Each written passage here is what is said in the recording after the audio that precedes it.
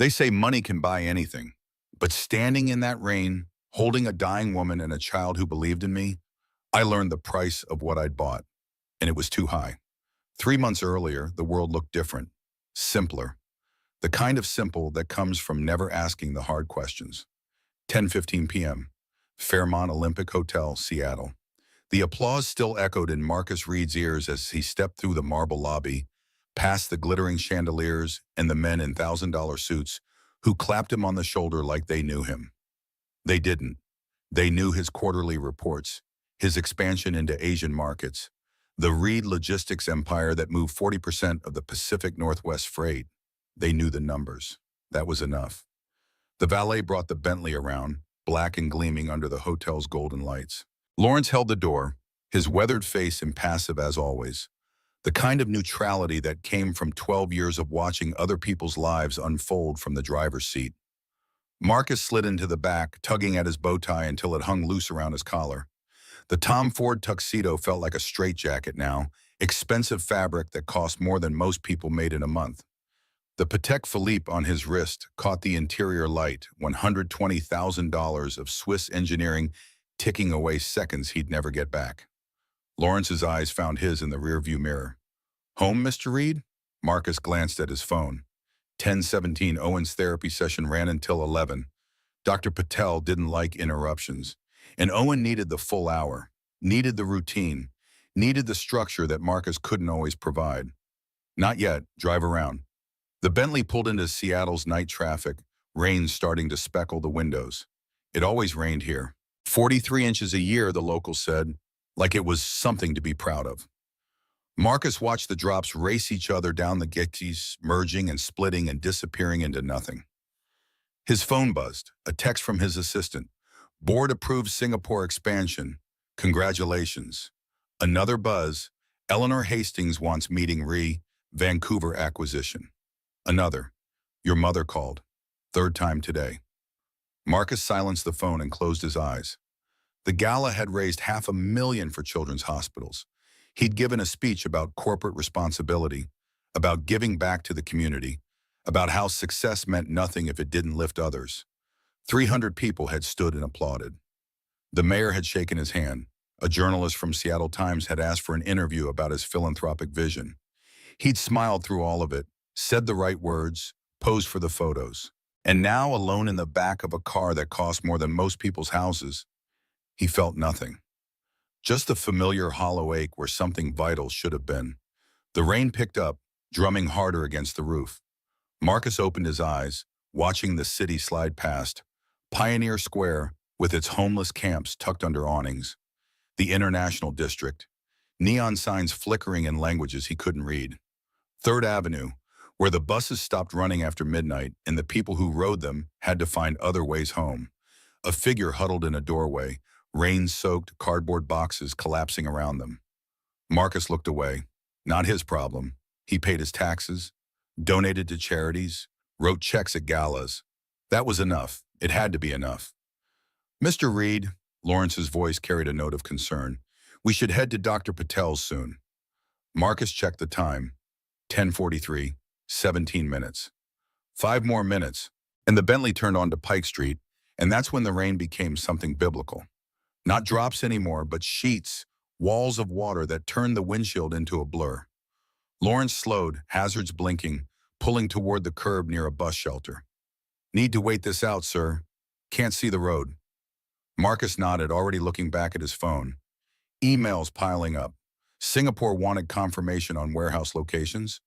Vancouver deal needed signatures by Friday. His mother's voicemail icon glowed red with urgency. Through the rain-streaked window, barely visible, the bus shelter materialized like a ghost. And inside it, 2 figures, one slumped over, one small. Marcus's finger hovered over his mother's voicemail, but something made him look up. Really look. The smaller figure moved. A child, maybe 3 or 4, wearing what might have once been a beige dress. The fabric hung wrong, torn somewhere. She was trying to wake the other figure, shaking her shoulder with tiny hands. "Lawrence!" Marcus heard his own voice from a distance. "Stop here." "Sir?" "Stop the car." The Bentley pulled fully to the curb, 10 feet from the shelter. Marcus could see more clearly now. The woman was young, late 20s maybe, with blonde hair plastered dark against her skull. Her lips were gray, not pale, gray. The kind of gray that meant the body was giving up. The child looked up, directly at the Bentley's tinted windows. She couldn't see inside, couldn't know anyone was watching, but her face held something that made Marcus's chest constrict. Not fear, not desperation. Hope. The kind of hope that should have died already, but somehow hadn't. She turned back to her mother, tried again to wake her. Then she looked toward the street, toward the cars rushing past through the rain, and made a decision. She picked up a ratty stuffed bear from the bench, clutched it to her chest, and ran, straight toward the Bentley, straight into traffic. A horn blared. Headlights swerved. Marcus was out of the car before he knew he'd opened the door, rain hitting him like a physical blow. The child reached the Bentley's passenger side and slapped both palms against the window, her face pressed to the glass. Lawrence had the window down already, leaning over. "Little girl, get back on the sidewalk. It's dangerous." But she wasn't listening. She was crying now, tears mixing with rain, looking up at the window with those same hopeful eyes. "Don't cry, Mommy." Her voice was so small, nearly lost in the downpour. She wasn't talking to them. She was talking to the figure in the bus shelter, to the mother who couldn't hear her. "Maybe that man will help us." Marcus felt something crack open inside his chest, some calcified wall he'd been building for 4 years. He looked past the child to the shelter, to the woman whose chest barely rose and fell, and time did something strange.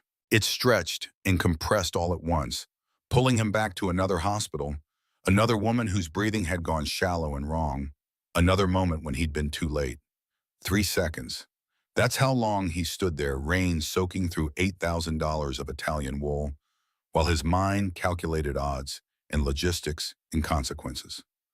Owen needed to be picked up. Dr. Patel wouldn't understand. His mother's third call meant emergency. Singapore deal needed attention. The child's fingers slipped on the wet glass, and she nearly fell backward into the street. Marcus caught her. Didn't remember moving, but he had her, this tiny soaked thing that weighed nothing, all bird bones and trembling cold. The stuffed bear pressed between them, its single remaining eye staring up at him like an accusation. "Are you an angel?" She looked at him with something that hurt to meet. "Mommy said angels come when you stop praying." Marcus's throat closed. He couldn't speak, couldn't form words that would make sense of this moment. He wasn't an angel. He was a man who'd stopped praying the day his wife died giving birth to their son. A man who'd spent 4 years building walls instead of bridges, who'd fired 300 people last quarter to boost shareholder value, who'd just given a speech about compassion while stepping over the broken on his way to the podium. He looked at the woman in the shelter. 20 feet away. She hadn't moved, hadn't even twitched. "Lawrence, call 911. "Sir, Owen, now." Marcus moved toward the shelter, the child still in his arms. Up close, the woman looked worse. Mid to late 20s, with the kind of bone-deep exhaustion that came from fighting a war no one else could see. Her skin had that translucent quality of severe dehydration.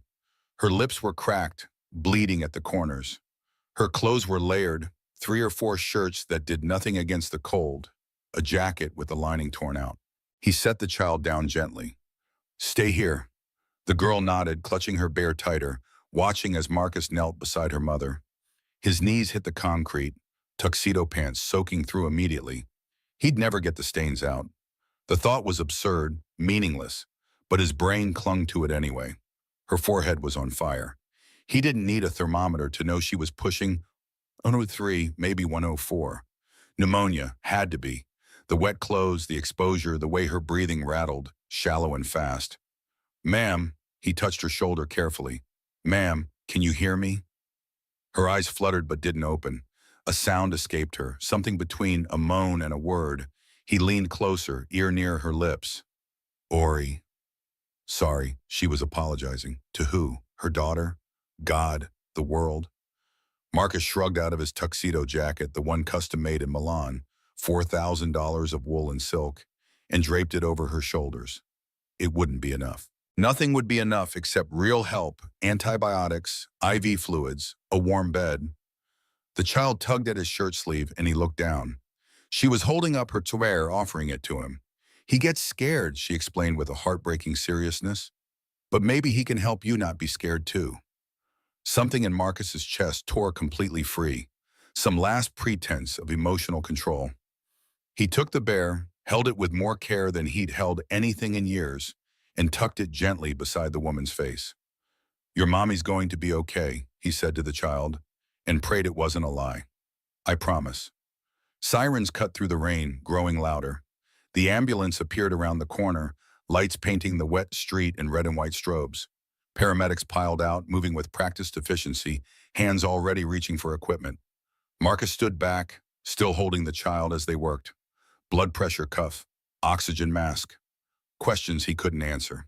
Do you know her name? Her age? Any medical conditions? Allergies? Is she on any medications? I don't know, he repeated. I don't know.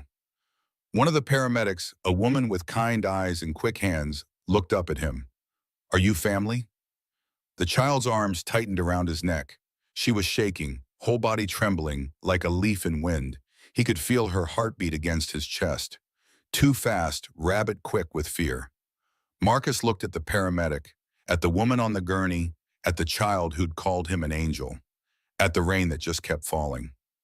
Yes, he said. Yes, I'm family. The lie came so easily it scared him. 11:47 p.m., Harbor View Medical Center. The emergency room smelled like disinfectant and desperation. That particular cocktail of bleach and the fear that hospitals could never quite scrub away. Marcus sat in a plastic chair bolted to the floor, the child asleep in his lap, his tuxedo pants leaving puddles on the linoleum. His phone had stopped buzzing an hour ago. 12 missed calls from Dr. Patel, 7 from his mother, 3 from his head of security, probably wondering why the Bentley's GPS showed them at a hospital instead of home. Lawrence had taken Owen home, thank God. The boy would be asleep by now, exhausted from therapy, probably doing his nighttime routine without deviation. Brush teeth for exactly 2 minutes. Line up his toy cars by color and size. Check that his nightlight was plugged in. Check 3 more times. Kiss the photo of his mother that Marcus kept on Owen's dresser because the boy wouldn't sleep without it. The child in his arms stirred, and Marcus held still, not wanting to wake her. She'd cried herself to exhaustion after they took her mother away, sobbing into Marcus's shoulder until there was nothing left. Now she slept with the kind of heaviness that came after crisis, her small hand fisted in his shirt. A nurse approached, shoes squeaking on the floor. Mid-40s, Latina, with a name tag that read Rodriguez. She had the look of someone who'd seen everything and could still muster sympathy. Mr. Reed? She kept her voice low, professional. The patient is stable. Severe pneumonia, acute dehydration, and significant malnutrition. Her temperature was 104.2 when she came in. Another hour out there, and we'd be having a different conversation. Marcus felt the child's weight shift against him. Will she be okay? With treatment, yes. We've got her on broad-spectrum antibiotics, IV fluids, oxygen support. She's young and otherwise healthy. She'll pull through. Rodriguez paused, consulting her tablet. Her name is Elena Marsh, 28 years old. No emergency contact listed. No insurance either, I'm afraid. The name stirred something in Marcus's memory, some distant echo he couldn't quite place. Elena Marsh. Why did that sound familiar? She'll need to stay at least 3 days, Rodriguez continued. Maybe a week, depending on how she responds to treatment. The bills are going to be substantial without insurance. Probably $6,000–7,000 at minimum. Marcus didn't hesitate. Bill me directly, whatever it costs. Rodriguez raised an eyebrow but didn't comment. She'd probably seen stranger things in this ER. There's something else, she said, voice dropping even lower. When we did the initial workup, we found evidence of chronic malnutrition. Not just recent. This has been going on for months, maybe longer. And she hesitated, choosing her words carefully. There are old scars, self-inflicted, I think, on her inner wrist. Several years old, well-healed, but consistent with a suicide attempt. Marcus looked down at the sleeping child, How close had this woman come to leaving her daughter alone in the world? How many times had she stood on that edge, looking into the dark, with only this small weight keeping her tethered to life? I ran her name through our system, Rodriguez said. She was here about 15 months ago. Came to our employee health clinic for a pregnancy test. Listed her employment as Reed Logistics. She looked at Marcus with new understanding. Your company, right? The memory hit like a freight train. 15 months ago, the restructuring, they'd cut 300 temporary positions across 6 warehouses, consolidating operations to improve efficiency and reduce overhead. Marcus had signed off on the list, approved the severance packages, authorized the termination letters. 300 names on a spreadsheet, 300 lives reduced to cells in Excel. Had Elena Marsh been one of them?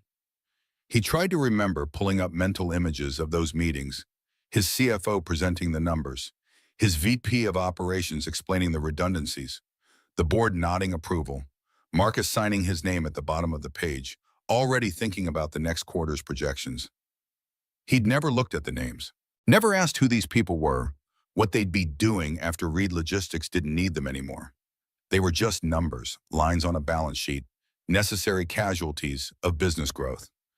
Mr. Reed, Rodriguez was watching him with something that might have been pity. Are you all right? Was he? Marcus didn't know anymore. He felt like he was standing outside himself, watching some other man in a ruined tuxedo hold a sleeping child, while the weight of his own choices pressed down like the rain that still hammered against the windows. Can I see her? His voice came out rough.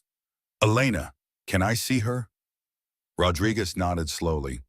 She's sedated right now, but you can sit with her if you want. Room 214, second floor. Marcus stood carefully, adjusting his grip on the child so she wouldn't wake. She was so light, this little girl who'd run into traffic to find help, who'd called him an angel when he was anything but. Her face was peaceful now, tear tracks dried on her cheeks, one hand still clutching the worn fabric of her stuffed bear. The elevator to the second floor moved in slow motion, or maybe time was just broken tonight, minutes stretching into hours. The doors opened onto a dimly lit hallway, hushed voices and beeping monitors creating an antiseptic symphony.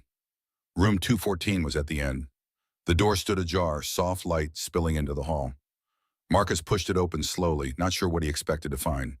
Elena Marsh lay in the hospital bed, looking impossibly small under the white sheets.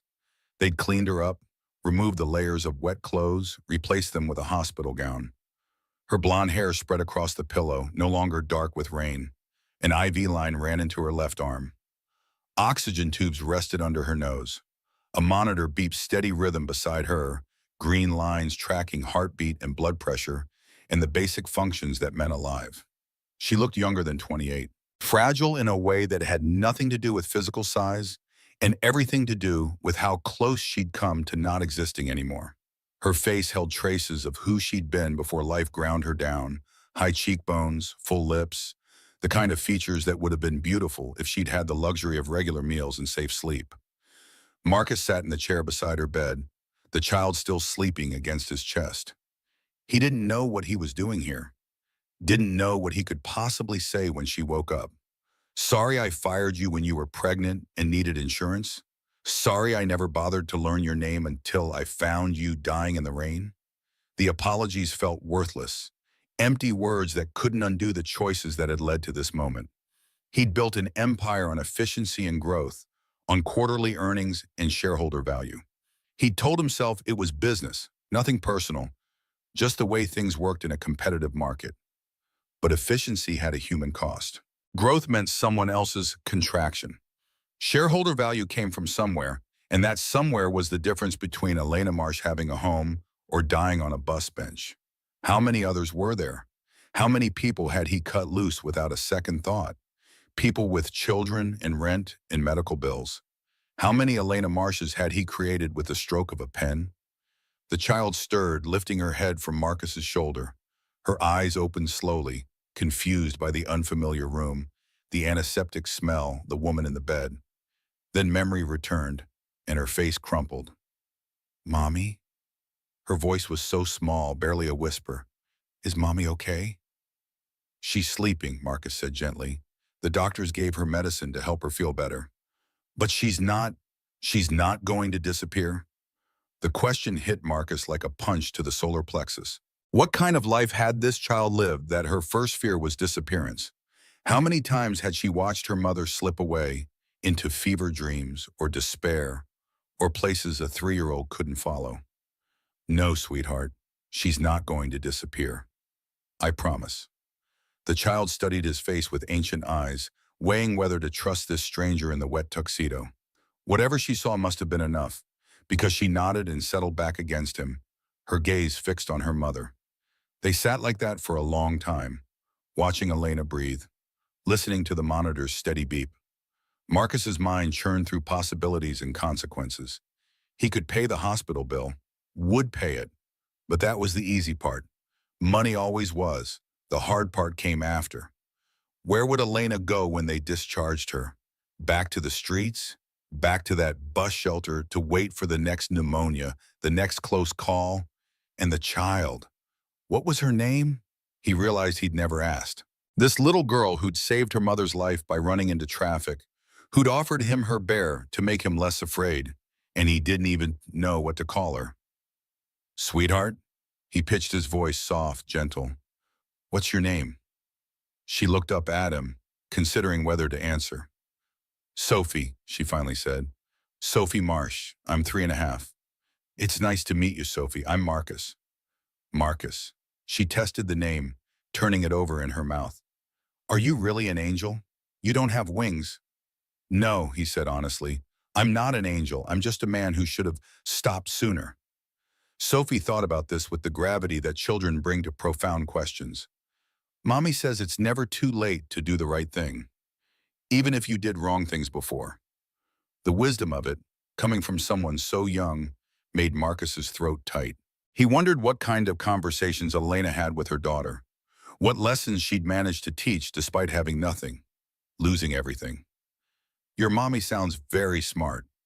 She is, Sophie's voice filled with fierce pride. She knows all the numbers and can fix stuff when it breaks. She's the best mommy in the whole world. The words carried weight beyond their simplicity. This child loved her mother with complete certainty, the kind of love that didn't depend on circumstances or possessions or stability. She loved Elena Marsh for who she was, not what she could provide. Marcus thought of Owen, lone in his room with his carefully organized cars and his photograph of Sarah. Did his son feel that same certainty about him? Or had Marcus become just another source of routine, necessary but not necessarily loved? The thought sat heavy in his chest as he watched Elena sleep. The monitor beeped its steady rhythm. Sophie's breathing slowed, sleep reclaiming her.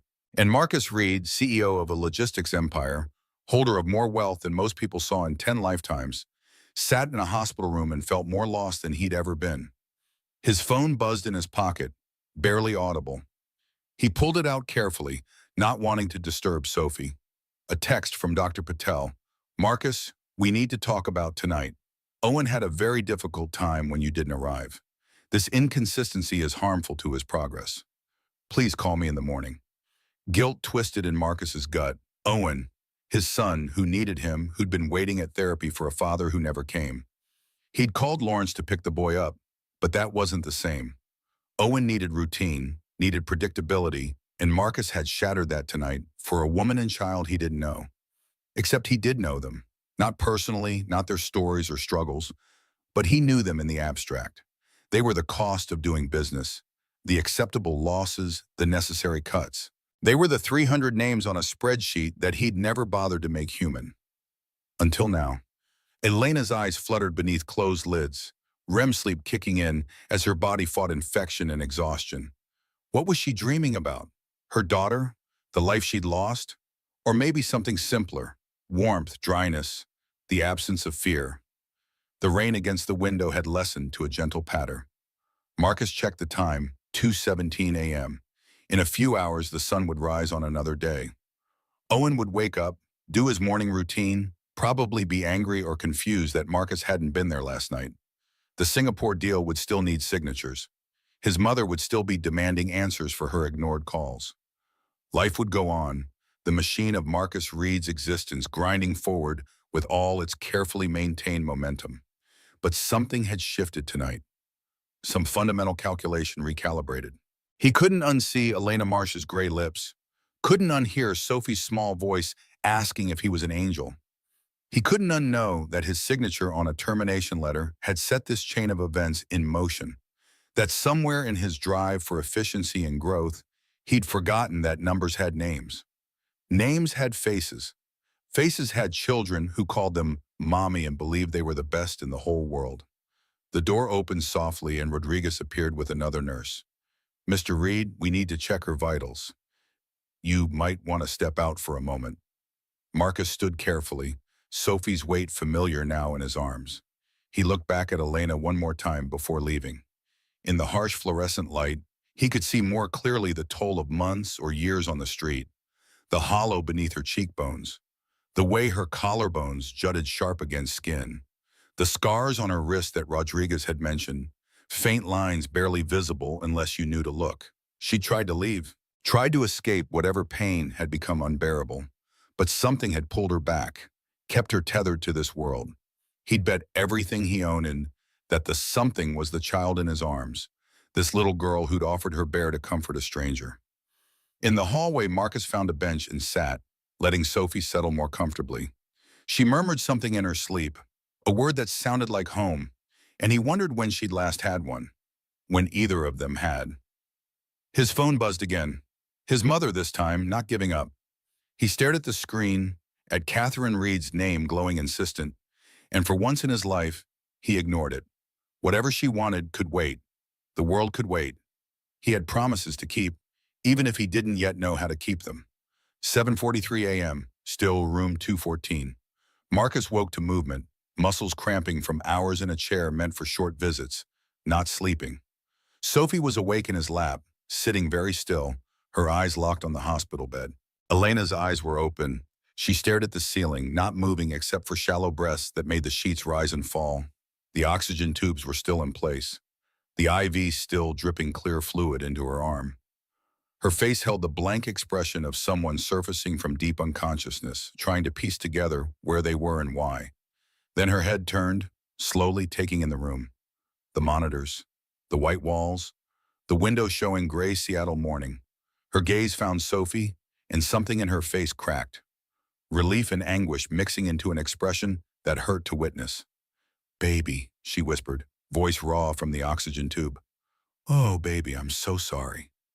Sophie scrambled off Marcus's lap and ran to the bedside, small hands reaching for her mother. Elena lifted one arm, the one without the IV, and pulled her daughter close, pressing her face into Sophie's hair with an intensity that spoke of how close they'd come to never having this moment. "You scared me, Mommy." Sophie's voice trembled. "You wouldn't wake up." "I know, I'm sorry, I'm so sorry." Marcus stood slowly, joints protesting, and for the first time Elena seemed to register his presence. Her eyes widened, tracking from his rumpled tuxedo to his face and back again. Recognition flickered there, though he couldn't tell if she knew him personally or just knew what he represented. Money, power, the kind of man who didn't belong in her world. "Who?" She stopped, coughed, winced at the pain it caused, started again. "Who are you?" "My name is Marcus Reed. How to explain this? I found you last night. You were at a bus stop, and Sophie came to my car for help." Elena's arms tightened around her daughter. The movement was protective, instinctive, the reaction of someone who'd learned not to trust help when it came. "You brought us here?" Each word seemed to cost her.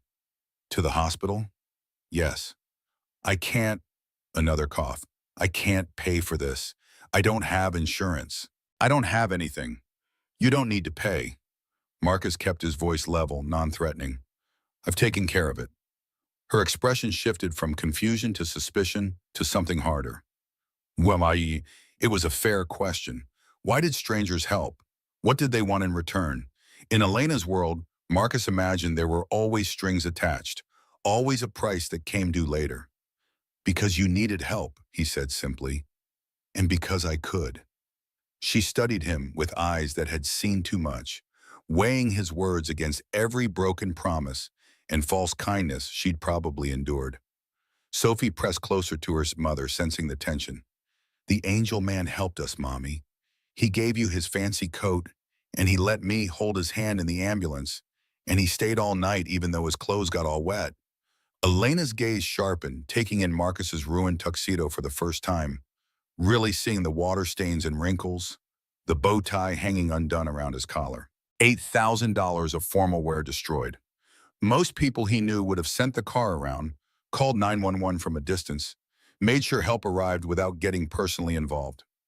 Thank you, Elena said finally, though the words came grudging, forced past pride and self-preservation. For helping Sophie, for getting me here. You're welcome. Marcus paused, knowing this next part would be difficult. The doctor said you need to stay for a few days to make sure the infection clears completely. I can't stay. Elena tried to sit up, made it about 3 inches before her body betrayed her, strength giving out. She fell back against the pillows, breathing hard. We need to. I have to. You have to rest, Marcus said firmly. That's all you have to do right now. You don't understand. Her voice rose, desperation bleeding through. I can't afford to be here. Every hour in this bed is money I don't have. Bills I can't pay. She stopped, looking at Sophie, adjusting her words. We need to leave. Where would you go? The question hung between them, simple and devastating. Elena's face closed off, walls slamming down. She turned away, focusing on Sophie, smoothing her daughter's tangled hair with shaking fingers. That's not your concern. Maybe it should be. Elena's head snapped back toward him, eyes blazing with something between anger and fear. I don't need saving, Mr. Reed. I don't need some rich man in a fancy tuxedo deciding what's best for me and my daughter. I've been taking care of us just fine. You were dying. Marcus kept his voice gentle, but let the truth land hard. Another hour in that rain, maybe less, and Sophie would have been alone. Is that taking care of her?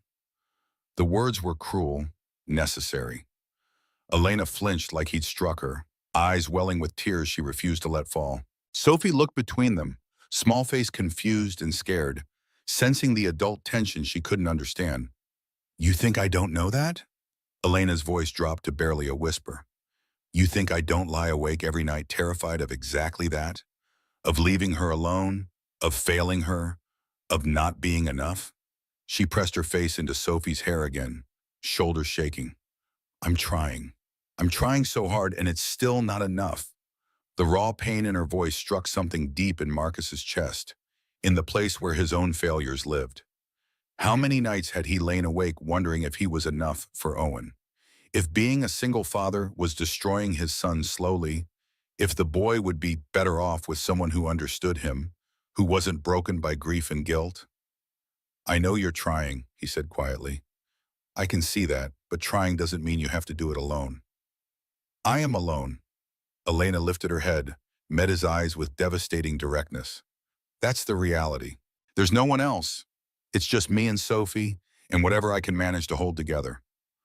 Marcus thought about the termination letter, about the spreadsheet with 300 names, about the signatures he'd given without looking at the faces behind the numbers. He opened his mouth to confess, to tell her that he was part of why she'd ended up in that bus shelter, but the words caught in his throat. What would it accomplish? She was already suspicious, already barely tolerating his help. If she knew he'd fired her, that his efficiency metrics had eliminated her job when she was pregnant and needed it most, she'd refuse everything, would try to walk out of this hospital with pneumonia still burning in her lungs, would take Sophie back to the streets rather than accept help from the man who'd helped put them there. So he swallowed the confession, let it sit heavy and unspoken in his chest. Let me help, he said instead, just for a few days. Let me make sure you're well enough to, he almost said, take care of Sophie, but caught himself. To decide what comes next. Elena watched him with those two knowing eyes, like she could see the words he wasn't saying, the guilt he was carrying. Why do you care? She asked again. You don't know us. We're nothing to you. Because Sophie called me an angel. The truth came out before he could stop it. And I'm not. I'm very much not. But maybe I could be someone who helps anyway. Silence stretched between them, measured in heartbeats and the soft beep of the monitor. Sophie yawned, exhaustion catching up with her, despite the morning light. Elena held her daughter close, and Marcus could see the war happening behind her eyes, pride and pragmatism fighting for dominance. Just a few days, she said finally. So quiet he almost missed it. Until I'm well enough to leave. Just a few days, Marcus agreed, though they both knew it was a lie. Nothing was ever that simple. The discharge papers took 40 minutes to process. Time Marcus spent watching Sophie draw pictures on the back of hospital forms, while Elena dozed in fitful intervals, her body still fighting infection, despite 3 days of antibiotics. The fever had broken that morning, finally leaving her skin clammy and pale but no longer burning to the touch. Dr. Martinez, a sharp-eyed internist who looked too young to have earned her white coat, cornered Marcus in the hallway outside Elena's room. She needs rest, real rest, not sleeping on park benches or in shelters. Her lungs are clear enough to discharge, but pneumonia has a way of coming back if the patient doesn't have proper recovery conditions. Marcus understood what she wasn't saying, the careful dance doctors did around the reality that medicine only worked if you had somewhere safe to heal. She'll have proper conditions. De Martinez's eyebrow lifted slightly. You're taking them home with you? Yes. That's generous of you, Mr. Reed. Her tone suggested she'd seen generous men before and knew how their generosity often came with price tags. Make sure she takes the full course of antibiotics. 2 weeks, no stopping early even if she feels better. And she needs to eat regularly. Her malnutrition levels are concerning. I'll make sure of it. Will you? Martinez held his gaze, unflinching. Because I've been working in this hospital for 6 years, and I've seen a lot of women like Elena Marsh come through those doors. Women who fall through every crack in the system until they end up in our ER at death's door. They leave here with prescriptions they can't afford and instructions for rest they can't follow because they're too busy trying to survive. Then they come back sicker, if they come back at all. So forgive me for asking, Mr. Reed, but what makes you different from all the other people who failed her? The question landed like a physical blow. Marcus thought about the spreadsheet, the termination letters, the casual efficiency of eliminating 300 positions. He thought about all the Elena Marshes he'd created without ever knowing their names. I don't know if I am different. The honesty surprised him. But I'm going to try. De Martinez studied him for a long moment, then nodded.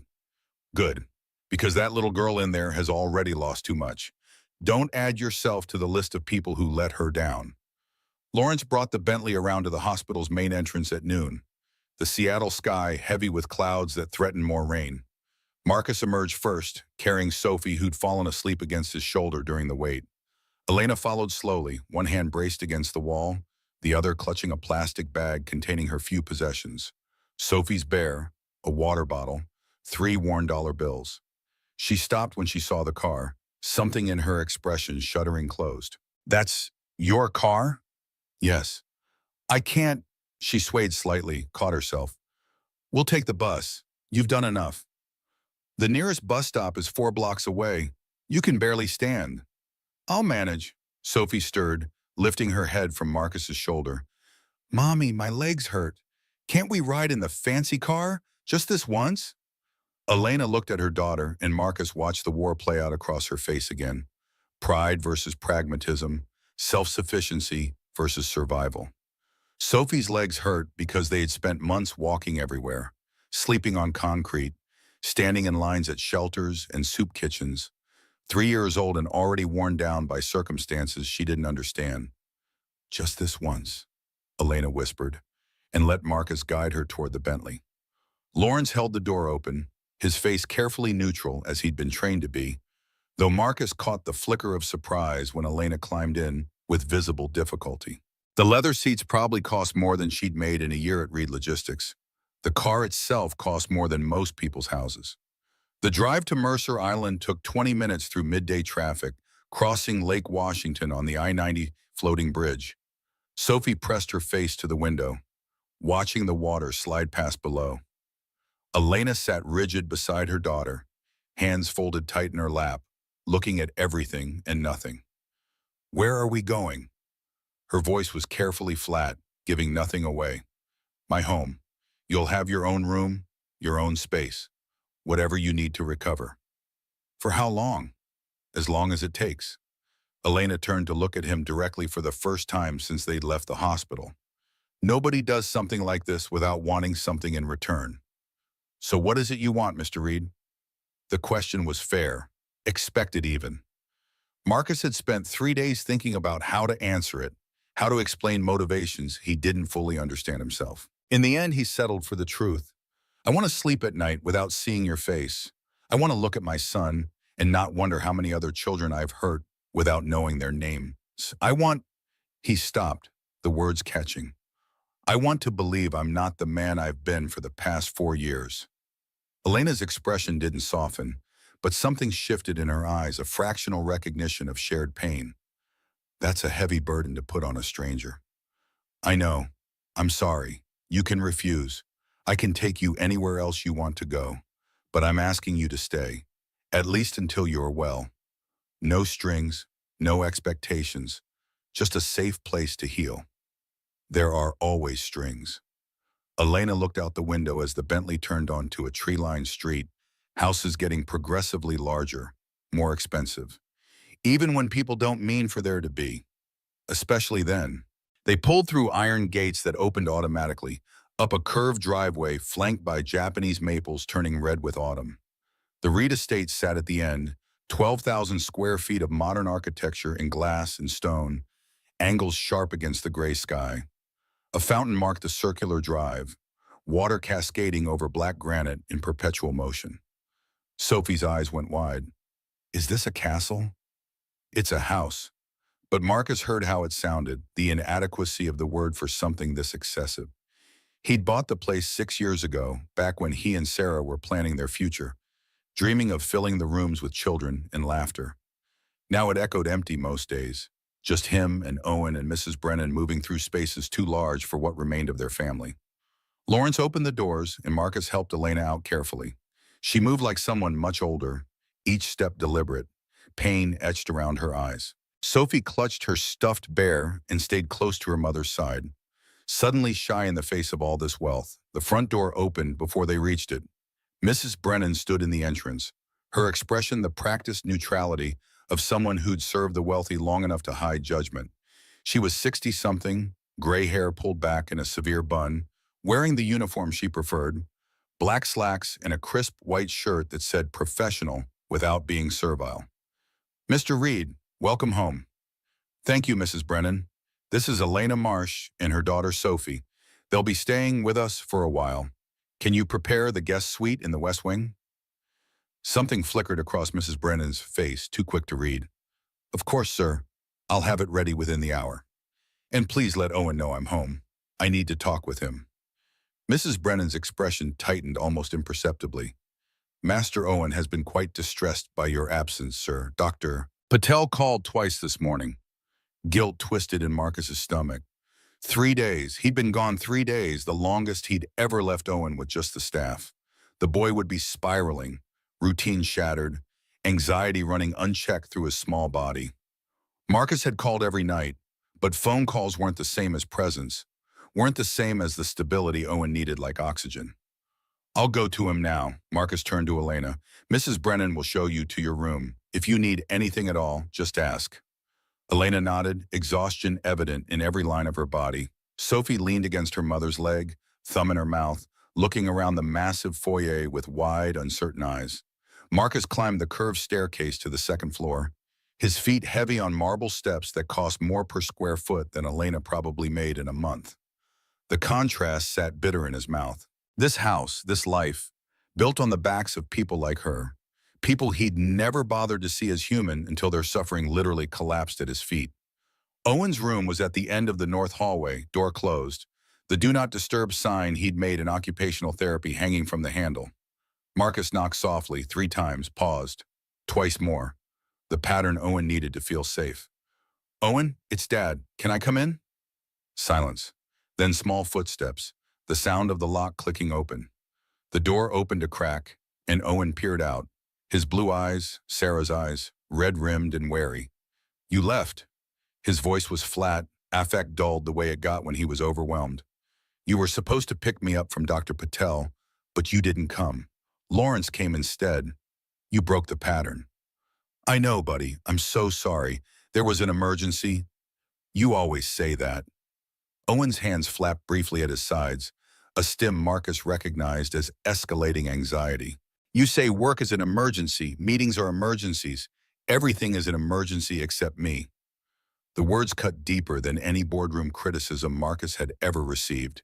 He knelt down, putting himself at Owen's eye level, even though his son was looking at the floor, at Marcus's shoes, anywhere but his face. You're right. I prioritize the wrong things too often. But this time it really was different. Someone needed help, and I couldn't walk away. Why not? Owen's voice rose slightly, stress bleeding through. Other people walk away all the time. You always say business is business. You always say you can't save everyone. So why did you have to save someone now? Why did it have to be the night you were supposed to pick me up? Because I've walked away too many times already. Because I'm trying to be someone my son can be proud of. Because I looked at a dying woman and saw every person I've failed, including you. Marcus couldn't say any of that, couldn't burden a 6-year-old with the weight of his father's guilt. Instead, he reached out slowly, telegraphing the movement, and touched Owen's shoulder. The boy flinched but didn't pull away. A little girl needed help saving her mom. She reminded me of you, actually. Brave and smart and doing everything she could to protect the person she loved most. I couldn't walk away from her, buddy. Just like I could never walk away from you. Owen processed this, hands still flapping. Is she still here? The little girl?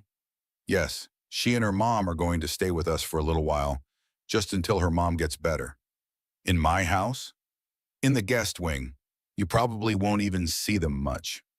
Owen's flapping intensified. But they'll be here, in my space, changing things, making it different. Nothing important will change, I promise. Your routine stays the same. Your room stays the same. Everything that matters to you stays exactly the way it is. You don't know that. Owen's voice cracked.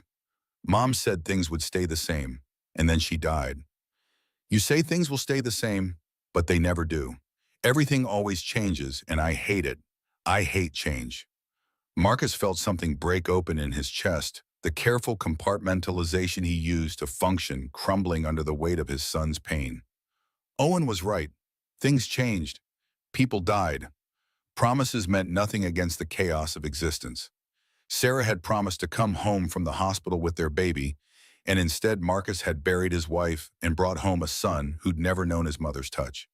You're right, he said quietly. Things change even when we don't want them to, but some changes are okay, buddy.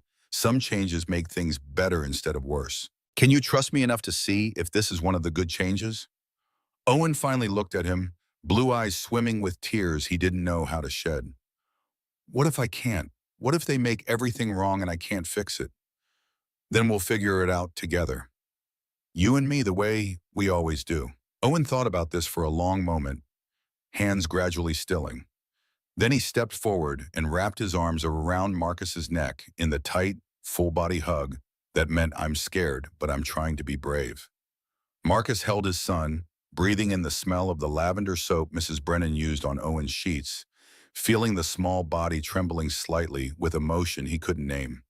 This was what mattered, not the Singapore deal or the quarterly reports or the expansion into new markets. Just this. A father and son holding each other in the face of a world that kept taking more than it gave. I love you, Owen. More than anything in the whole world. Owen didn't respond verbally, but his arms tightened a fraction, and Marcus felt the warm dampness of tears against his neck. They stayed like that until Owen's breathing evened out, until the trembling stopped, until the boy pulled back with the particular exhaustion that came after emotional storms.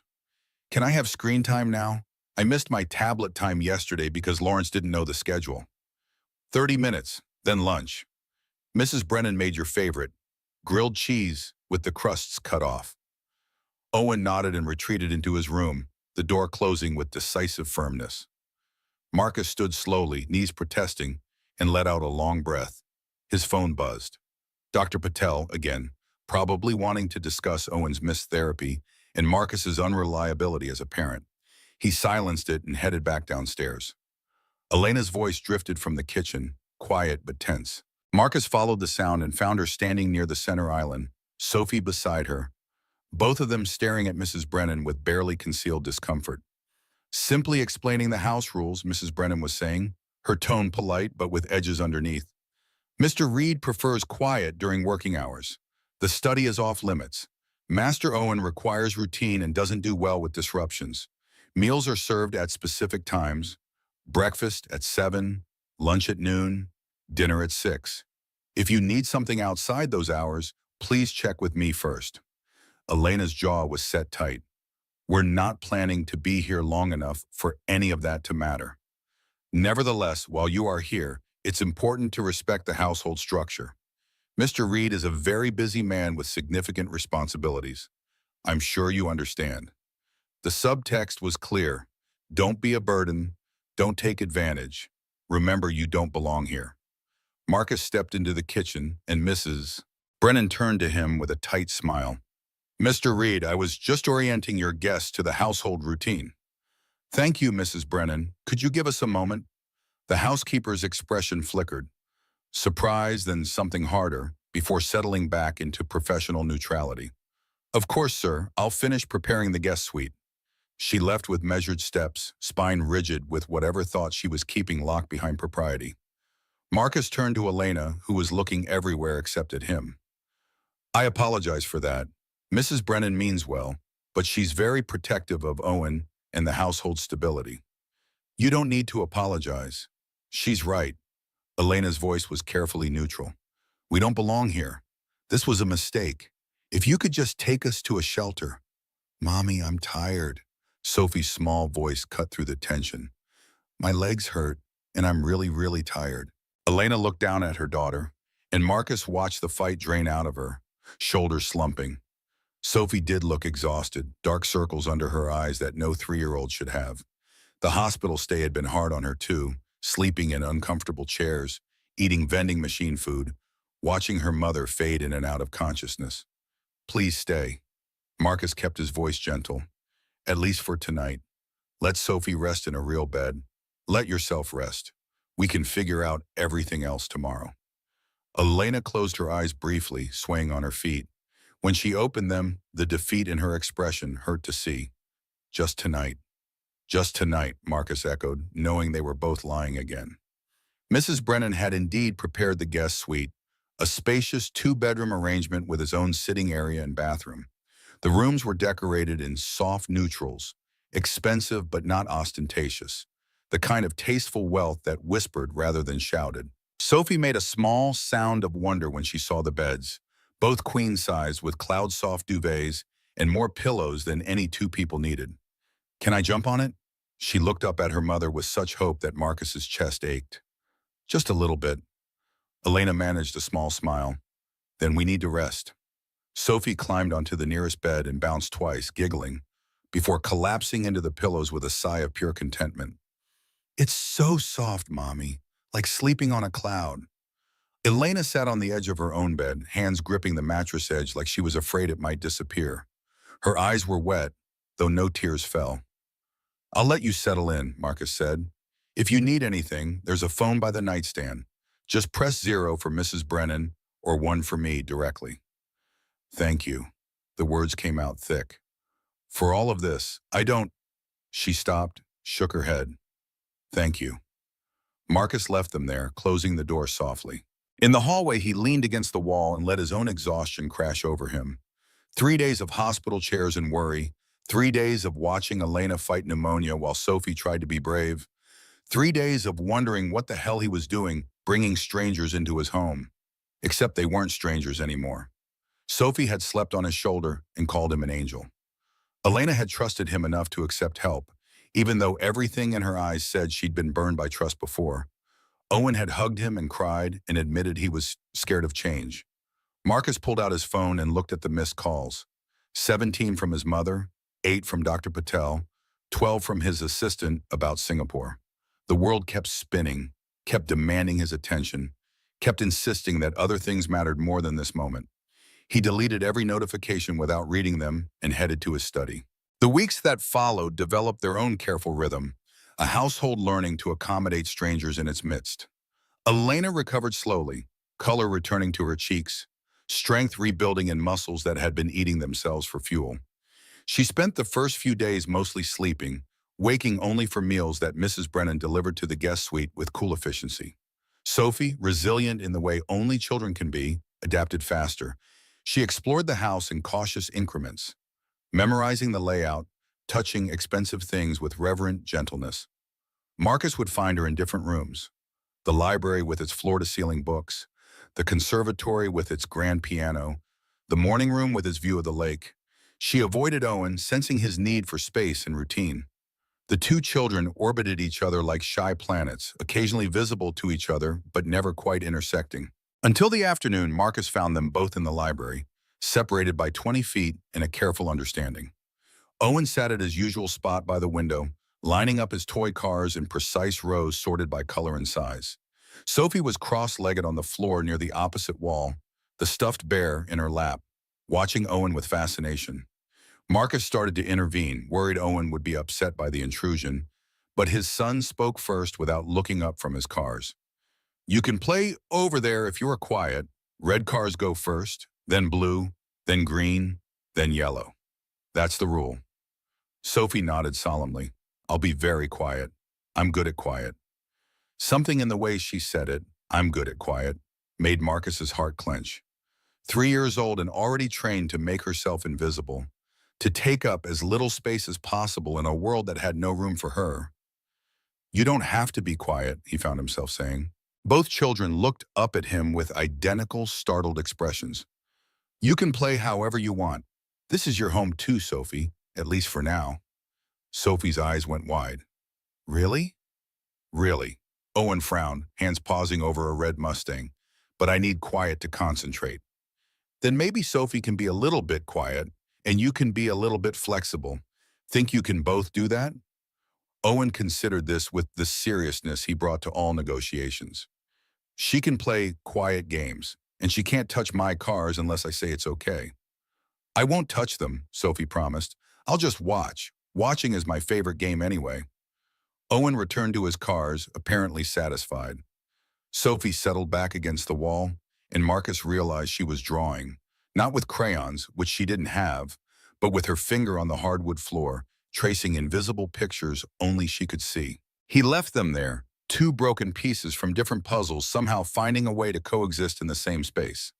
Elena was in the kitchen when he came down, helping Mrs. Brennan prep vegetables for dinner. The housekeeper's expression was carefully neutral, but tension radiated between them like heat. "You don't need to do that," Mrs. Brennan was saying. "You're a guest. I can't just sit around doing nothing." Elena's hands moved quickly, efficiently, chopping carrots with professional speed. "It makes me feel useless." "This is my kitchen, Miss Marsh. I have my own way of doing things. I'm just trying to help." "I don't need help." Marcus cleared his throat, and both women looked up. "Elena, could I talk to you for a moment?" She set down the knife immediately, wiping her hands on a towel. "Of course, I'm sorry if I overstepped." "You didn't." He shot Mrs. Brennan a look that said, "We'll talk later." "I wanted to show you something." He led her through the house to the back, past the pool and the manicured gardens, to a building she probably hadn't noticed before, a converted carriage house at the edge of the property. It had been used for storage the past few years, a catch-all for things Marcus didn't know what to do with, but couldn't bring himself to discard. The interior was dusty, crowded with furniture covered in sheets, boxes stacked haphazardly, the accumulated debris of a life interrupted. But underneath the disorder, the bones were good. High ceilings, good light from large windows, solid wood floors. "What is this place?" Elena turned slowly, taking it in. "It used to be Sarah's art studio. After she died, I couldn't—" He stopped, started again. "I couldn't look at her paintings, so I boxed everything up and forgot about it. It's been sitting here for 4 years, full of ghosts. Why are you showing it to me?" Marcus took a breath, hoping this wasn't a terrible idea. "Because you need something to do besides chopping vegetables with Mrs. Brennan, and because I saw your hands the first night in the hospital. You have calluses in specific places, here and here." He gestured to where her thumb and forefinger met, the base of her palms. "Those are woodworkers' calluses, from hand tools, if I'm not mistaken." Elena's expression shuddered. How would you know that? My grandfather was a carpenter, taught me basics when I was young, before he died. I remember his hands looking like yours. She tucked her hands behind her back instinctively, hiding them. I did some construction work, when I could get it. Day labor mostly. It doesn't mean anything. It means you have skills, talents, things you're good at that have nothing to do with needing help or accepting charity. Marcus pulled the sheet off a workbench against the far wall, revealing tools underneath. Saws and chisels and planes, all high quality, barely used. Sarah had bought them to work with reclaimed wood, part of some artistic vision she'd never lived to complete. You could use this space, fix it up, clean it out, make it into something useful. Not for me, for you. A place that's yours while you're here. Elena stared at the workbench, something complicated working across her face. I can't accept this. Why not? Because, she gestured helplessly around the dusty room, because this is too much. The bedroom is too much. The food is too much. Everything about this situation is too much. And I don't understand what you want from me. I don't want anything. Everyone wants something, and you're not wrong. Marcus leaned against the workbench, choosing honesty over comfort. But what I want isn't something you can give me. I want to not be the man who signs termination letters without reading them. I want to look at my son and believe I'm teaching him to be kind instead of efficient. I want to matter in a way that doesn't show up on balance sheets. Elena's eyes narrowed. What do you mean, termination letters? The question hung in the air like a blade waiting to drop. Marcus had known this moment would come eventually, had rehearsed different versions of the confession. But faced with Elena's direct gaze, her body tensing with suspicion, the prepared words evaporated. You said you worked construction. Before that, what did you do? Why? Her voice had gone flat, defensive. Just to answer the question. I worked logistics, warehouse inventory management, for a big company on the east side. She paused. Reed Logistics. Your company, Mr. Reed? The silence stretched between them, heavy with understanding dawning. Elena took a step backward, her face draining of color. You're the one who fired me. The words came out barely above a whisper. 10 months ago. I was 3 months pregnant. My mother had just been diagnosed with cancer, and I got an email saying my contract was terminated effective immediately. No explanation, no severance because I was temporary. Just gone. Marcus's chest felt like it was caving in. Yes. You knew. Her voice rose. You knew this whole time. That's why you stopped. That's why you brought us here. It's guilt. This whole thing is just you trying to feel better about destroying my life. Elena, don't. She held up a hand backing toward the door. Don't try to make this into something noble. You took away my job when I needed it most. You took away my health insurance 2 weeks before my mother started chemo. You made me choose between being at her bedside when she died and keeping a roof over Sophie's head, and there was no good choice. Every night on those streets, every time Sophie cried because she was hungry or cold or scared, that was you. You did that. And now you bring us here to your mansion and show me this studio like it makes up for any of it? It doesn't make up for anything, I know that. Then what the hell are we doing here? Tears were streaming down her face now. What am I supposed to do with your guilt? How does that help me or Sophie? You can't undo what happened. You can't bring my mother back. You can't give me back those months of living in fear, never knowing if tomorrow would be the day I couldn't protect my daughter anymore. Marcus had no answer, no defense that wouldn't sound like justification. Elena was right about all of it. He'd destroyed her life with the stroke of a pen, never knowing, never caring to know. The fact that he felt guilty now didn't change the damage, didn't restore what she'd lost. You're right, he said quietly. This doesn't fix anything, but I'm still offering the studio not because it makes us even, but because you deserve a space of your own. You deserve to be more than the person I hurt. And maybe if you stay long enough, you can figure out what comes next. Not for me, for yourself. Elena stared at him for a long moment, emotions warring across her face. Rage and pain and exhaustion, and something that might have been grief for who she'd been before everything fell apart. I hate you. The words came out raw but honest. I hate that you have the power to do this, to run in lives and then save them like it's all the same to you. I hate that my daughter likes you, that she feels safe here when she shouldn't. I hate that I'm so tired and broken that I'm actually considering accepting your pity. It's not pity. Then what is it? Marcus met her eyes, searching for the right word and finding only inadequacy. Responsibility. Reckoning. Maybe just the first decent thing I've done in 4 years. Elena looked away, jaw working. When she spoke again, her voice had lost some of its fury, replaced by something more hollow. I need time to think, to not make decisions while I'm standing in your dead wife's studio taking handouts from the man who ruined my life. Take all the time you need. She left without another word, the door closing with careful precision. Not quite a slam, but close. Marcus stood alone in the dusty studio, surrounded by ghosts and the tools Sarah had never lived to use, and wondered if there was any amount of good he could do that would balance the scales. The answer, he suspected, was no, but he had to try anyway. Elena didn't speak to Marcus for 3 days. She took meals in the guest suite, emerged only when she knew he'd be locked in his study with conference calls and reports. She walked the property's edges like a prisoner, measuring the walls of her cell, Sophie trailing behind with questions Elena couldn't answer. On the 4th day, Marcus woke to the sound of power tools coming from the carriage house. He found her there at 7 in the morning, still in the clothes she'd borrowed from Mrs. Brennan's daughter, covered in sawdust and sweat despite the October cold. She cleared half the space, boxes stacked efficiently against one wall, furniture she deemed salvageable arranged in another corner. The workbench was clean, tools organized by type and size. She was running a belt sander over what looked like an old table, sparks of wood dust catching the early light. She didn't acknowledge his presence, just kept working with focused intensity. Marcus watched for a moment, then picked up a broom and started sweeping the sawdust accumulating around her feet. Elena shut off the sander. What are you doing? Helping. I don't need help. I know, I'm doing it anyway. She stared at him, jaw tight, then turned the sander back on and returned to work. They spent 2 hours like that, working in parallel, not speaking. When the table was smooth and the floor clean, Elena finally set down her tools and faced him. I'm not staying because I forgive you.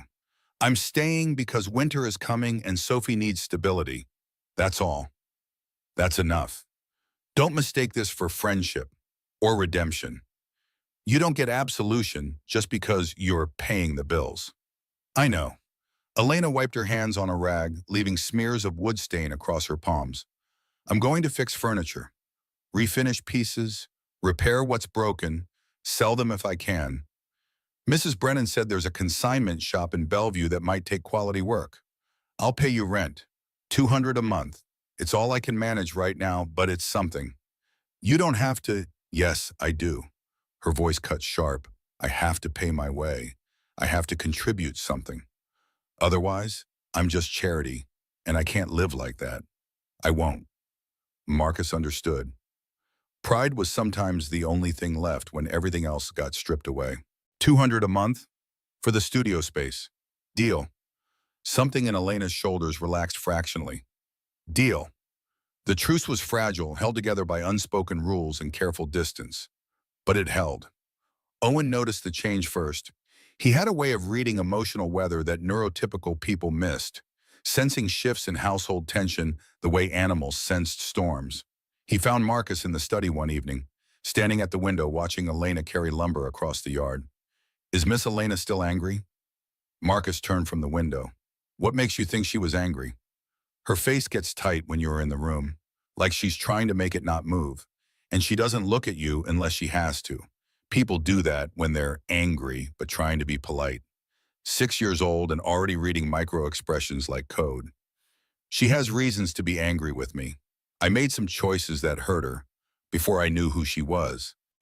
Owen processed this, hands flicking through a pattern Marcus recognized as thinking deeply. Did you say sorry? Yes. And she didn't accept it? Sometimes sorry isn't enough, bud. Sometimes you break something that can't be fixed just by saying words. But you're trying to fix it anyway. Owen's tone suggested this was obvious, a fact requiring no debate. That's what you do when you break things. You try to fix them even if you're not sure how. Marcus felt something shift in his chest, pride and sorrow mixing. His son, who struggled to understand social nuance, had just articulated the core truth Marcus had been circling for weeks. You're right. That's exactly what I'm trying to do. Is it working? I don't know yet. Owen nodded, apparently satisfied with the honesty. Sophie says her mom is good at fixing things. Maybe if you both work on fixing things together, it'll be faster.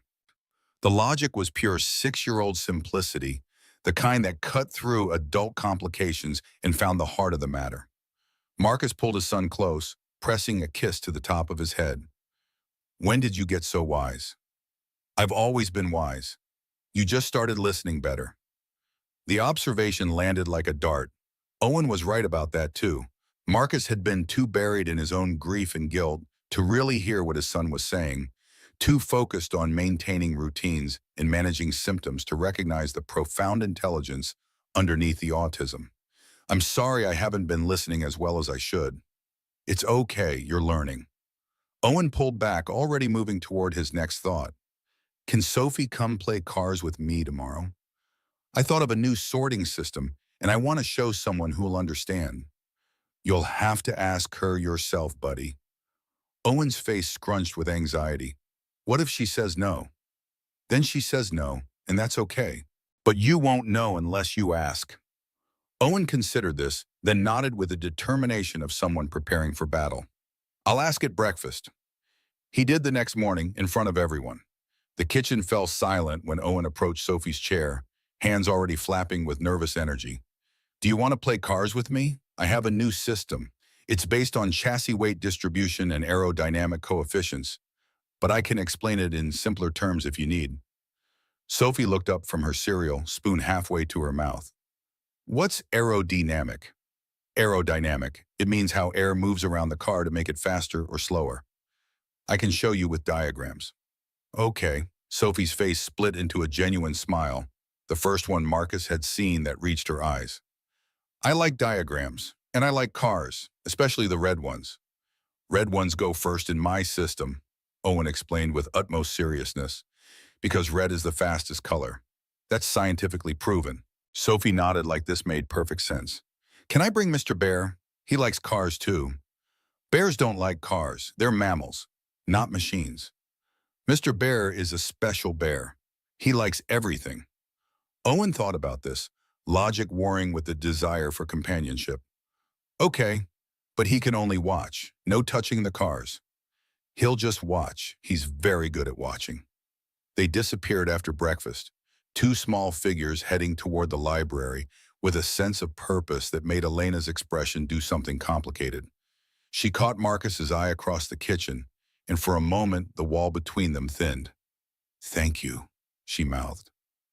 Marcus nodded, understanding layered beneath the simple acknowledgement. For the first time since the studio confrontation, the silence between them felt less like warfare and more like the quiet before something new might grow.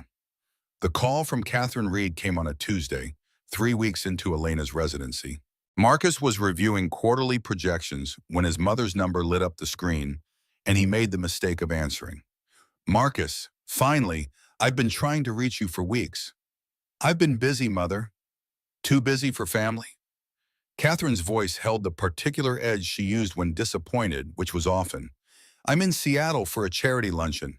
I'll be at the house in an hour. We need to talk. She hung up before Marcus could protest.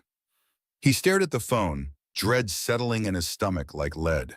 His mother had opinions about everything, and they were rarely gentle. The last time she'd visited, she'd spent 3 days reorganizing Owen's therapy schedule and critiquing Marcus's parenting choices before departing in a cloud of expensive perfume and unsolicited advice. Mrs. Brennan took the news with grim efficiency. I'll prepare the formal sitting room and arrange for tea. Should I inform Miss Marsh and Sophie to stay in their quarters? No. Marcus surprised himself with the firmness. This is their home too. They're not hiding. Mrs. Brennan's eyebrow lifted almost imperceptibly. As you wish, sir. Catherine Reed arrived exactly 60 minutes later in a Mercedes S-Class, driven by someone she'd probably ordered to wait outside. She swept through the door in a Chanel suit that cost more than most people's monthly salary, silver hair perfectly coiffed, diamonds glinting at her throat and wrists. Marcus, she allowed him to kiss her cheek, her perfume overwhelming in the entryway. You look tired. Are you sleeping properly? I've told you about the importance of rest for cognitive function. I'm fine, Mother. You're never fine. You just pretend to be. She moved past him, taking in the house with the critical eye of someone perpetually finding fault. Where's Owen? I brought him educational materials. That school of his is far too focused on socialization and not enough on academic rigor. Owen is playing. I'll get him in a minute. Marcus guided her toward the sitting room, hoping to contain the visit to one location. What brings you to Seattle? The Cancer Research Luncheon at the Four Seasons. I'm giving the keynote, but mostly I came because you've been avoiding me, and I want to know why. Catherine settled into a wingback chair with the posture of someone accustomed to commanding attention. 3 weeks of unreturned calls, Marcus. What's so important that you can't speak to your own mother? Before Marcus could answer, footsteps sounded in the hallway. Sophie appeared in the doorway, Mr. Bear dangling from one hand, her face uncertain. Mr. Marcus? Owen wants to know if you have more red cars because we ran out and the sorting isn't balanced. Catherine's gaze snapped to Sophie like a hawk spotting prey. Who is this child? Sophie shrank back, sensing danger. Marcus moved to intercept, placing himself between his mother and the little girl. This is Sophie. She and her mother are staying with us for a while. Staying with you? Catherine's voice dropped to that dangerous quiet. In what capacity? As guests. Guests, she stood, and Marcus was reminded that his mother, despite being 5'4", could make herself feel enormous through sheer force of will. You've taken in strangers? Without consulting me? Without considering how this affects Owen? Owen is fine. In fact, he's better than he's been in months. Sophie has been good for him. A 3-year-old child of unknown background has been good for your autistic son who requires careful management and consistent routine? Marcus, what were you thinking? I was thinking that helping people matters more than maintaining comfort. Catherine's expression hardened. Where is this child's mother? I assume there is a mother, unless you've taken leave of your senses entirely. Elena appeared behind Sophie, drawn by the raised voices. She'd cleaned up from the morning's work, but sawdust still clung to her hair, and her borrowed clothes hung loose from weight she hadn't regained. She looked young and tired and fiercely protective as she placed her hands on Sophie's shoulders. I'm Elena Marsh, Sophie's mother. Catherine's gaze traveled over Elena with clinical assessment, taking in every detail and finding them wanting. Miss Marsh, how long have you been living in my son's house? 3 weeks. And what is your relationship to Marcus? Elena's jaw set. He's helping us get back on our feet after some difficult circumstances. How charitable of him. The words dripped with skepticism. And what precisely are these difficult circumstances that required you to move in with a wealthy man you presumably just met? Mother, Marcus started, but Elena cut him off. We were homeless. I got pneumonia. Your son found us and brought us to the hospital, then offered us a place to stay while I recovered. That's the situation. Catherine's expression didn't change, but something in the air chilled several degrees. I see. And during this recovery period, what have you been doing besides accepting my son's generosity? I've been working, refinishing furniture in the carriage house, building something so I can support my daughter properly. How admirable. Catherine turned to Marcus. A word, in private. It wasn't a request. Marcus looked at Elena, trying to convey apology, but she'd already pulled Sophie from the room, her spine rigid with the dignity of someone who'd been dismissed by her betters too many times to show it hurt. Catherine waited until their footsteps faded before speaking. Have you completely lost your mind? I'm helping people who needed help. There's nothing insane about that. You've brought a homeless woman and her child into your home, around your vulnerable son, without background checks or references or any verification of who they really are. For all you know, she's running a con. These people are professionals, Marcus. They prey on guilt and wealth. Elena is not running a con. How do you know? Because she seems nice? Because her daughter is cute? Wake up, Marcus. This is exactly how good people get manipulated. Catherine paced, agitation evident in her sharp movements. And even if her intentions are pure, which I doubt, have you considered the message you're sending Owen? That strangers can waltz into his carefully structured life whenever his father feels charitable? That boy needs stability, not revolving door compassion projects. Owen likes Sophie. They play together. She's helping him learn social interaction without pressure. Owen doesn't need help from a homeless child. He needs professional therapy and consistent parenting, neither of which he's gotten since Sarah died. Catherine's voice cracked slightly on her daughter-in-law's name, the only sign of emotion she'd shown. You're doing this because you feel guilty about Sarah, about Owen, about whatever happened to put that woman on the streets. But guilt is not a parenting strategy, and it's certainly not grounds for bringing strangers into your home. The truth of it stung because Catherine wasn't entirely wrong. Marcus was operating from guilt, had been from the moment he'd learned Elena worked for Reed Logistics. But that didn't make the help less necessary or the choice less right. What would you have me do? Throw them out? Send them back to the streets? I would have you use sense. Put them in temporary housing. Pay for a few months' rent at an apartment complex. Get the mother job training and childcare assistance. Help them through proper channels, not by playing house with them. Catherine moved closer, her voice dropping. Marcus, I know you're lonely.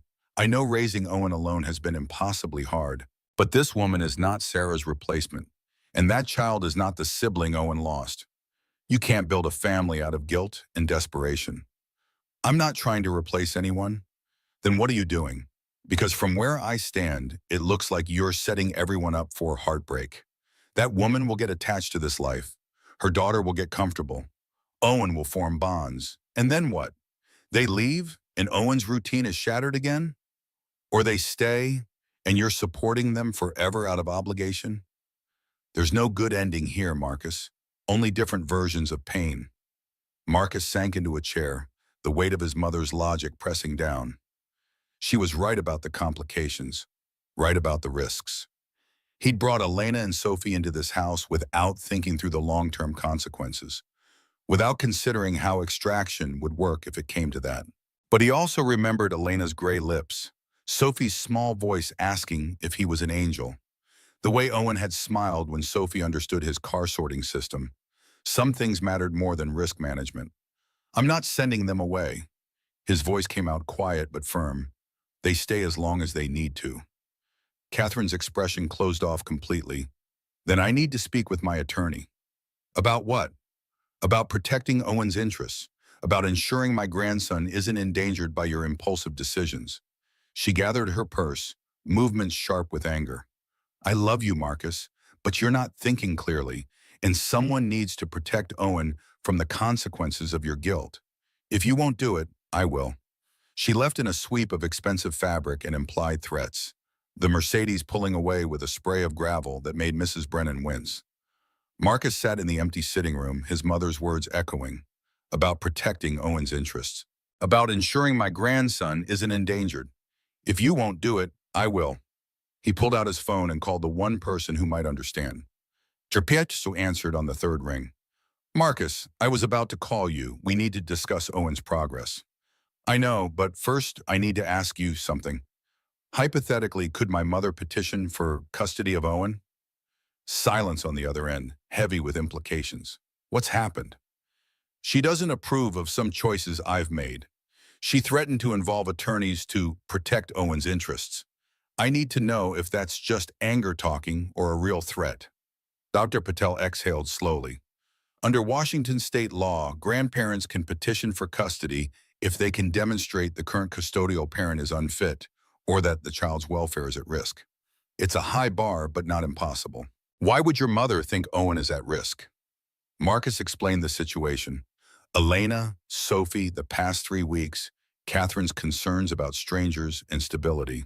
Dr. Patel listened without interrupting, and when Marcus finished, the silence stretched long enough to become uncomfortable. Marcus, I need to be honest with you. Your mother isn't entirely wrong. The words hit like a punch. What? You missed Owen's therapy 3 weeks ago without warning. Since then, his attendance has been sporadic. You've introduced major changes to his home environment, new people, new routines, new emotional variables, without preparing him or consulting his therapeutic team. From a clinical standpoint, these are red flags. But Owen is doing better. He's happier. He's engaging more socially. In the short term, possibly.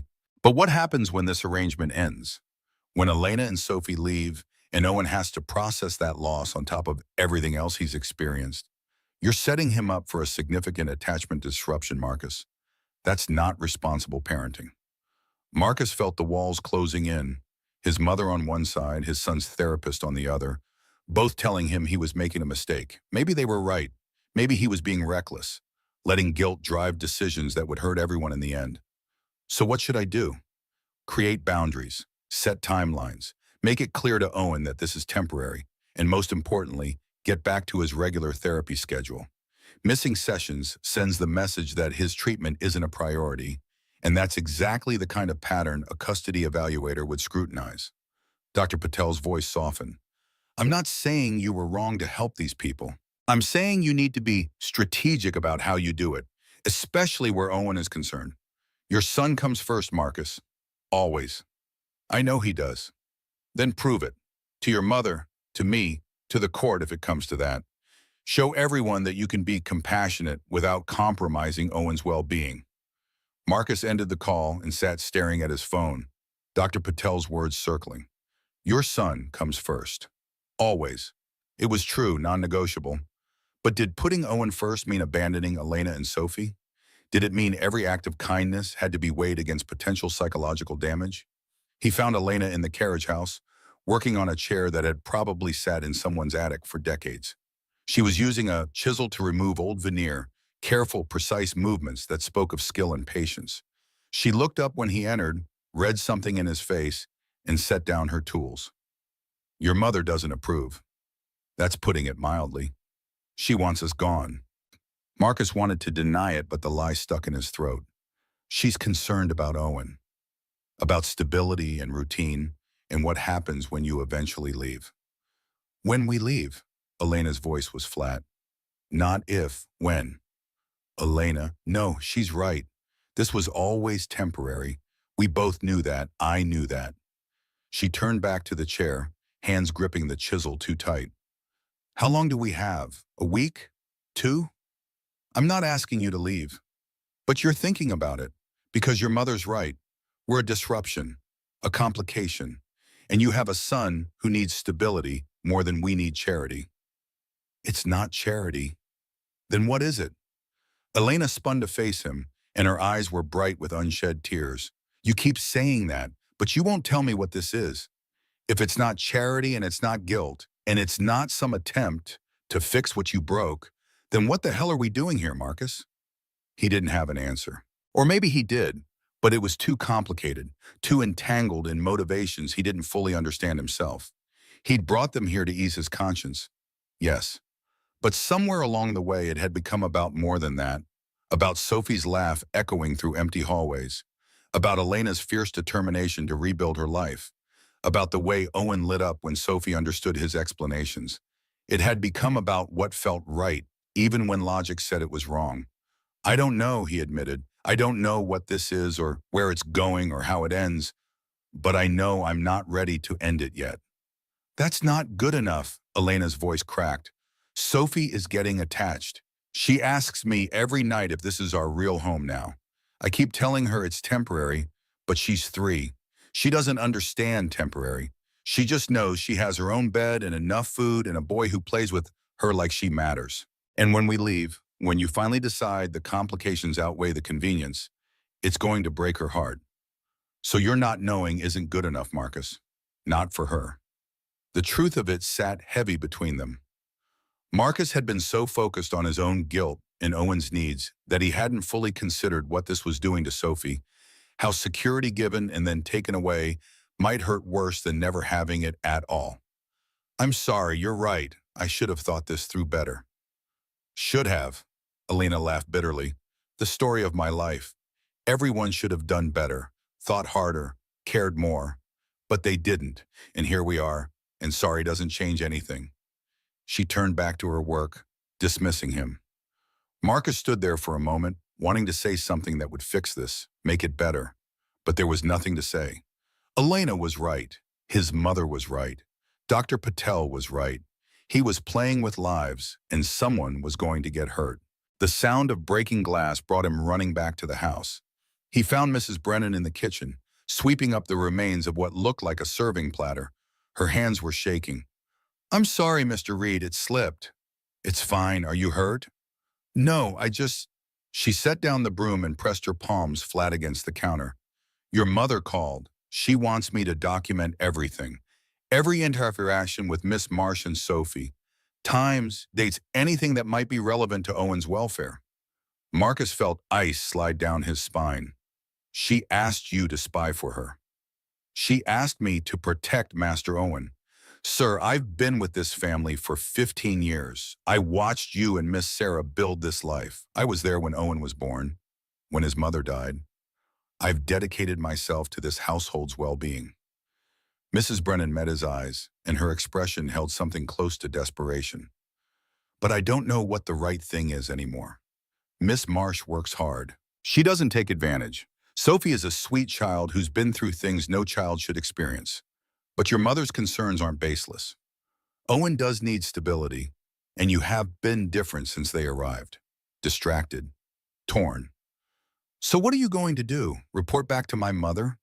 I'm going to ask you what you want me to do, Ma, because this is your house, your son, your decision. But you need to make it, sir.